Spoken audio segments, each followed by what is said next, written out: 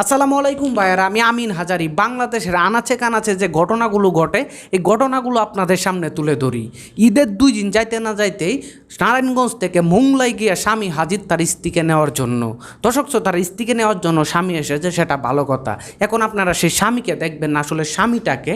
আমার পাশে যে মেয়েটারে দেখতে পাচ্ছেন, এই মেয়েটার নাম সুবর্ণা, যে কিনা নারায়ণগঞ্জ থেকে সে মোংলায় একটা তন্নি নামের একটা মেয়ের কাছে গিয়ে সে দাবি করতেছে এই তন্নি তার স্ত্রী এবং তার স্বামী হয়েছে এই সুবর্ণা। বুঝতে পারতেছেন আপনারা?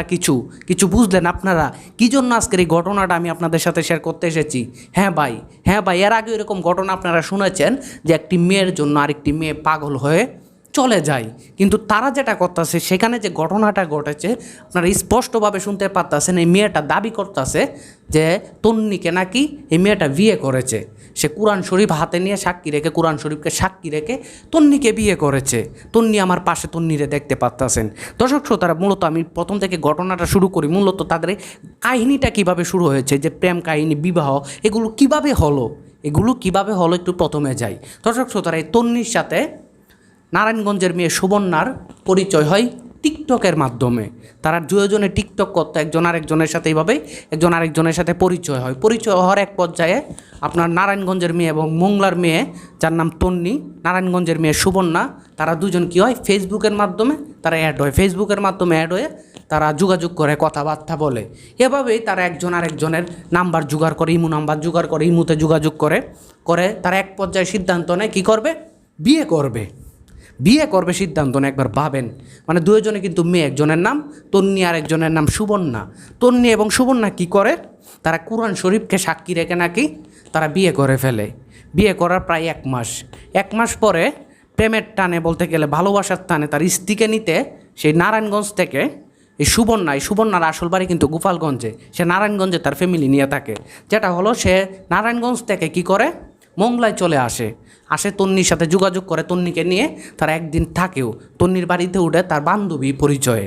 এভাবে ওঠার পরে এক পর্যায়ে তন্নির বাবা মার কাছে প্রকাশ করে যে আমি তন্নিকে বিয়ে করেছি, তন্নিকে আমার সাথে দিয়ে দেন।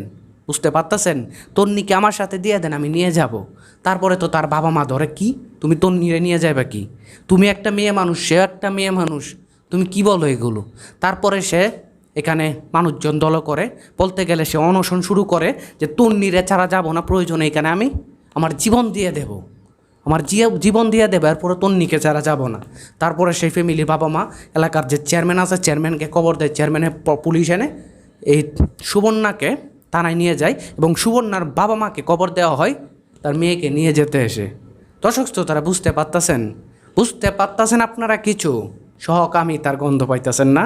হ্যাঁ ভাই, আমাদের সমাজে কিছু ব্যক্তিরা এগুলোরে প্রমোট করে। এখন তো প্রমোট বন্ধ, কেউ প্রমোট করতে পারে না। এগুলোর বিষয়ে আমরা কঠিন প্রতিবাদ করেছি যাতে এগুলো প্রমোট না করতে পারে। এরপরেও প্রমোট না করার পরেও কীভাবে সহকামিতা দেশে চড়াই যাইতেছে বুঝতে পারতেছেন আপনারা? ফেসবুক, টিকটকের মাধ্যমে ভাই। এই টিকটক বিভিন্ন দেশে কিন্তু ব্যান করে দেওয়া হয়েছে, কিন্তু বাংলাদেশে ব্যান করা হয় নাই।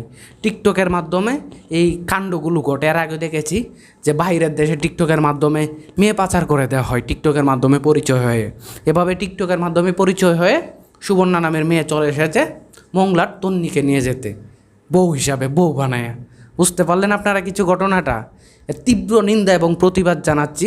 যদি এই মেয়ে দ্বিতীয়বার এরকম কাজ করার চেষ্টা করে, তাকে মানসিক হাসপাতালে ভর্তি করা হোক, নাহলে তাকে কারাগারে রাখা হোক। তাকে বাইরে রাখা আমি মনে করি এটা যুক্তির না। সে মনে হতে পারে সে নারী পাচারও হতে পারে। মেয়েটারে নিয়ে সে যদি পাচার করে দেয়, এভাবে বললে, নাহলে কীভাবে একটা মেয়েরে দেখতে পারতেছেন, একদম মেয়ে হয়ে কীভাবে ওই মেয়েটার দিকে নজর দিয়ে ওই মেয়েটারে বউ বানাই?